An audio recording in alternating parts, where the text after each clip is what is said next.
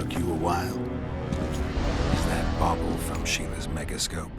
Mm-hmm. My final prank. I switched the diamonds. The one in the megascope has a flaw. Minute. But just large enough to warp the teleport. The Emperor's magic theorists assured me the effect would be spectacular. I let her escape. You're heartless. You've no idea what the royal witch hunters have in store for her. A lot of pain for a long time. I don't doubt it. So, ready to lay your cards out on the table? No matter the game, there comes a point when all the players need to show their cards. I love that moment. But first, vodka. I suppose my throat's a little dry. In that case, let's drink to old friendships.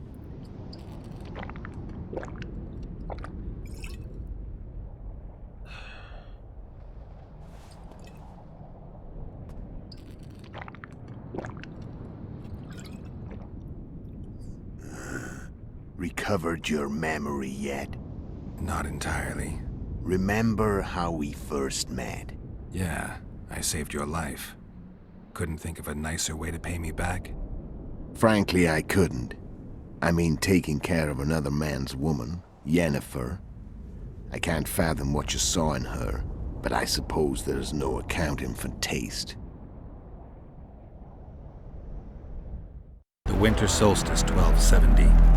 Midinvern, the night of magic. Letho wasn't lying, the hunt had stopped. At the Hanged Man's Tree, the spectral riders selected from among those they had taken. Yennefer was among them.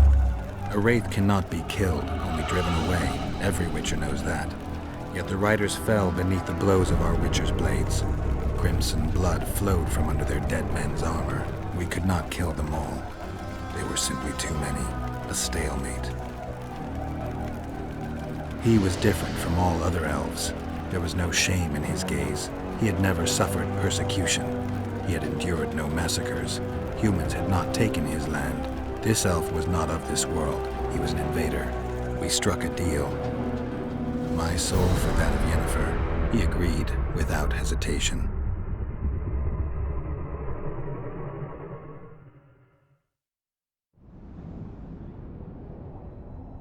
Back with me, friend. Got the feeling you left for a minute. Memories. I remember the Hanged Man's Tree and the Wild Hunt. I remember the exchange. Me for Yennefer. So, cards out on the table. Unless you chase me all that way just to kill me. I chased you for lots of reasons. You owe me some explanations to start with. Let's say I do. Tell me about Yennefer. What happened after I departed? She was feverish for several days. Delirious. In agony. We thought that was it. She was on her way out. Somehow she recovered. But even then she was disoriented. Amnesia like you. What then? Well, the woman turned out to be quite a character. Throwing temper tantrums. Trying to seduce orcs. Trying to drive a wedge between us. After you so nobly sacrificed yourself, we thought it'd be dumb just to leave her somewhere. She wouldn't have survived more than a month. The whims and vigor of a duchess, but she was just a sorceress with no memory. We were in the heart of the Empire. And as I'm sure you know, Geralt, in Nilfgaard, mages who behave like that either drop their bad habits quickly, or are drawn and quartered by horses in the middle of Victory Square. So I heard. So we set out, wandered through the provinces. Everywhere we went, she got in trouble and we pulled her out. And then one day they captured us. The Imperial Secret Police. Me, Ox, Serret, and Yennefer. Imperial Secret Police? Mm-hmm. We were separated, and they questioned us. Long and thoroughly, but it was uneventful. no violence. That's how I met Vatia de Rideau. And a couple of weeks later, the Emperor himself. Me. A simple witcher. What happened to Yennefer? I don't know. Never saw her again. The Emperor offered me a mission in the northern kingdoms. As for Yennefer, I had the feeling she was somehow important to Emir. As I see it, they learned of the Lodge from her. Those Imperial spooks have their ways. All I heard is that Vatir had his men watch Yennefer closely throughout the time she was at the palace. Then we went off to slay the kings of the north. That's where my knowledge ends. So she's in the Empire? She was when I left. How did you know where we'd find the Wild Hunt? Every witcher who wears the viper around his neck knows the place. We had so many books and scrolls about the hunt that I used to think our school was founded for the very purpose of solving the riddle of the spectral riders. Know who they are? You know the true identities of the riders? From what I understand, they're some damn elven race. But they turned out to be a big ruse. The legendary omen of war proved to be a fairground attraction. No Market Square mage could possibly conjure up a cavalcade of wraiths speeding across the sky. Then there's the amnesia. No, there's something more, I assure you. Go ahead, enlighten me. I can tell you want to. There are a lot of legends and myths about it, but the Wild Hunt is a fact. I've fought and killed many of its wraiths. They were spectral emanations, the avatars of real riders. The riders we ran into by the Hanged Man's Tree. Are you telling me you were carried off by elves?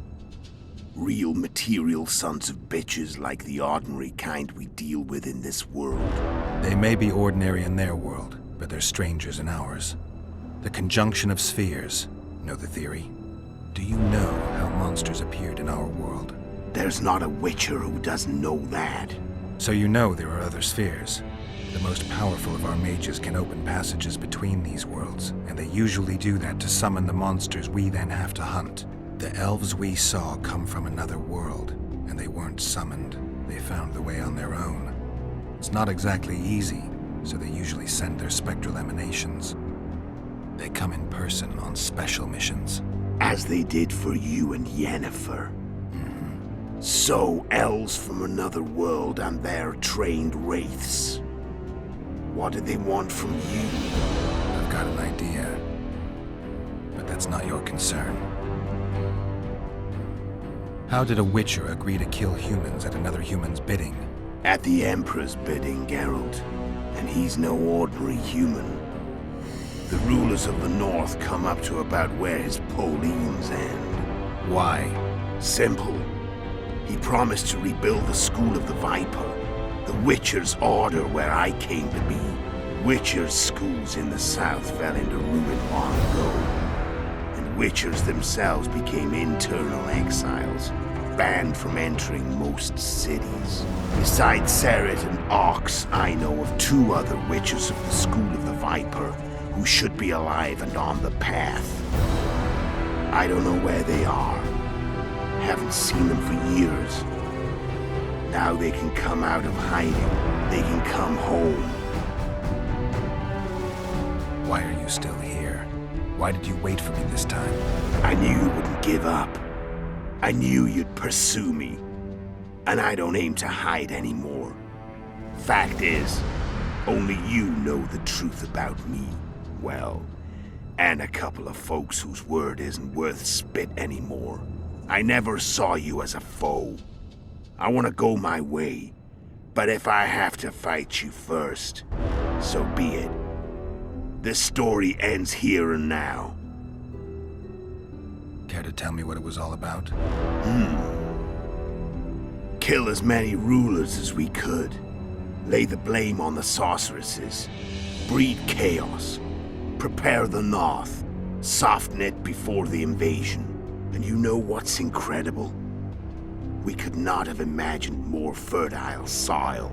No matter what the war's outcome, the northern monarchs will accuse one another, pursue their God-given rights, seek vengeance and be at each other's throats for years to come.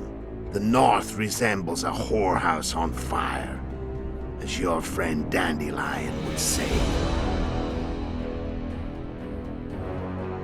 How did you manage to contact Sheila? It wasn't a problem once I learned of the Lodge's existence. Initially, she watched my every move. But sooner or later, everyone starts treating me like a big oaf. I mean, I can't change how I look. I stayed close to Sheila, killed a few beasts for her, and whined about how unhappy I was, how unfair the world was. So much, in fact, that I actually got her gander up a few times. I made sure a few potentially trustworthy witnesses saw us together, could link us. Security in case I was captured. I also prepared to assassinate the King of Kavir. Esterad Tyson was to be the first victim of the mysterious assassins. But before I could do the dirty deed, Sheila asked me to slay Demavend. The gods had smiled upon me. I couldn't believe my luck. Here I've been trying to figure out how to frame Sheila, and now all I needed was to carry out her orders and follow through. Where'd you get your information about the Lodge? From the Emperor and Vatier de Rideau, the Emperor's chief spy. And I believe they got it out of Yennefer. She recovered her memory? Nah. I'd never claimed she informed on her friends consciously. I expect they found a way to tap into her memory in spite of her amnesia, and without her knowing it. There was a sorcerer present when I was questioned. A young, proud intelligence officer. Whatever the case, they gave me a list of the sorceresses in the Lodge. Only Emir, Vatier, and I were present. Only we knew of the mission. How do you manage to slay Demavend? Sheila's magic. I mean, she could give us the king's every move. His habits, the positions of the palace guards, anything. All we had to do was navigate the labyrinth and land the final blow. Besides, she had plenty of gold for the preparations. Greased palms abundantly. It had all the makings of a cakewalk, but it's never that easy. We barely avoided our pursuers, and we wouldn't have if not for Yorveth Scoia'tael, another of Sheila's ideas. With Yorveth's elves, not only did we cut down Demavend, but traveling with them put us out of the Lodge's reach. We could calmly plan Foltest's and Hensel's assassinations. How did you know Foltest would come to the monastery's solar? Yorveth and I planned Foltest's murder. The King of Temeria would have to deal with the lava lad sooner or later, and he made no secret of it. I was sure he'd want to recover his bastard children in the process. And where do they take the children when a castle's under siege? I had to become a monk, but I couldn't just arrive at the monastery and claim I'd seen the light. Not very believable. So one of Arion's patrols out in the forests happened on a Scoia'tael unit torturing a helpless monk. Arion's brave men drove off the elves and I found shelter in the monastery. No one noticed you had no wounds? I paid the monk who treated me a lot of orange to stay silent. Actually, it was only a loan. Because I killed him later. Only the dead can keep a secret. Then all I had to do was wait for the situation to develop.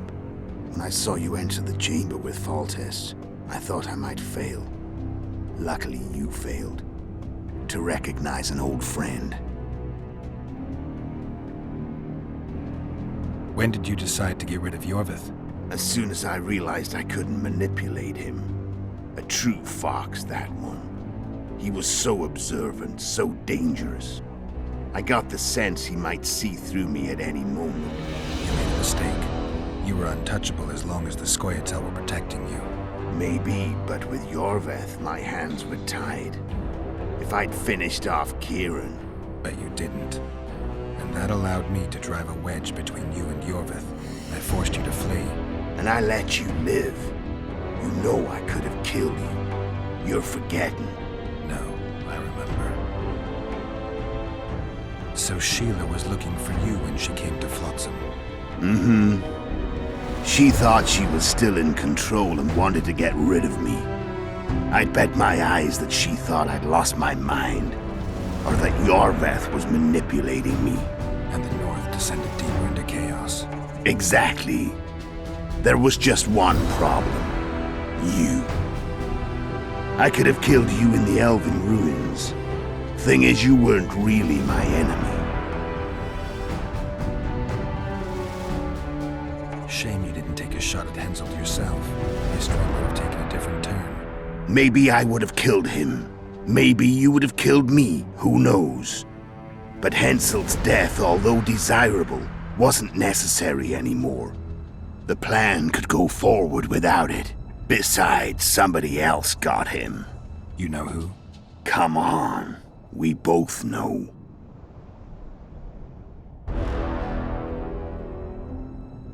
I'm done talking. Let's finish this. Want to fight? Any vodka left in that bottle? A swig apiece. Here.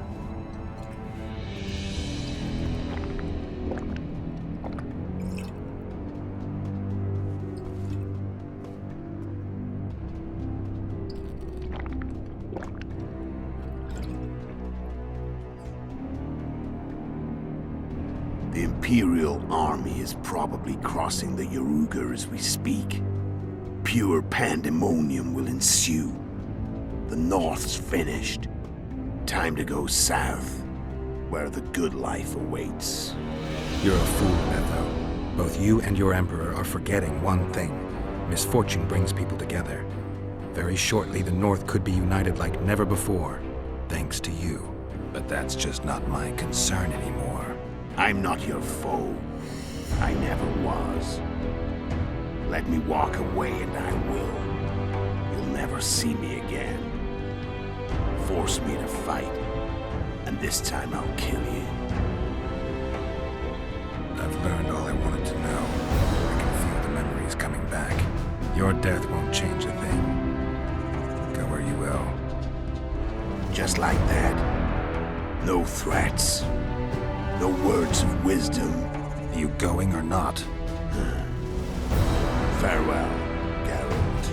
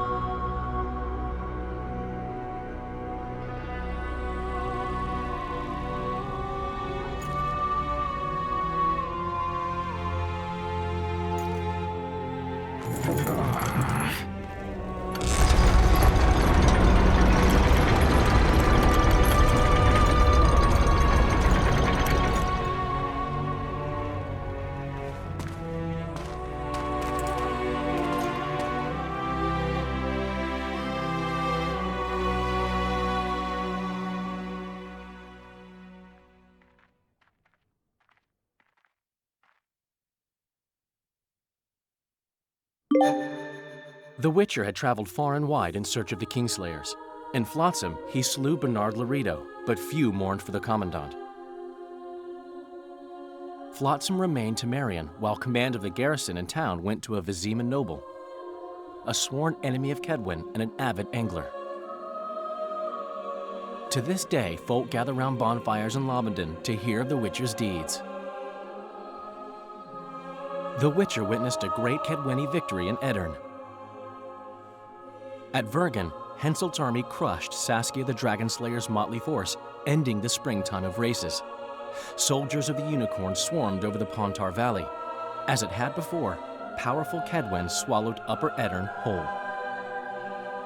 Yet subsequent events would render Henselt's triumph short-lived. After Foltest's death, Temeria's neighbors began to vie for the glittering prize that was the realm's throne. Yet the murders of first Demavend, then Henselt, forced them to look to their own problems. Temeria fell prey to its power-hungry barons. But Vernon Roche held a light of hope for the dying realm, and he tucked it away in a place safe and still to await better times.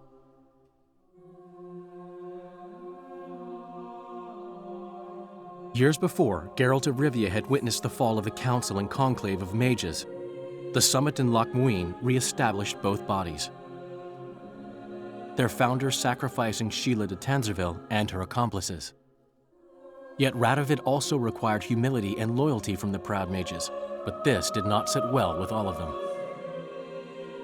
It was a time of great uncertainty, of rape accomplished by royal decree. Yet as troubled as the days seemed, we, who had in some way shaped the world's fate, finally received some respite. Zoltan resumed the quest for his beloved's hand, and I laid my head in the laps of the muses. Who could have known this tempest which had ravaged the north was but a harbinger of darker days, and the preamble to an entirely new tale of Geralt of Rivia?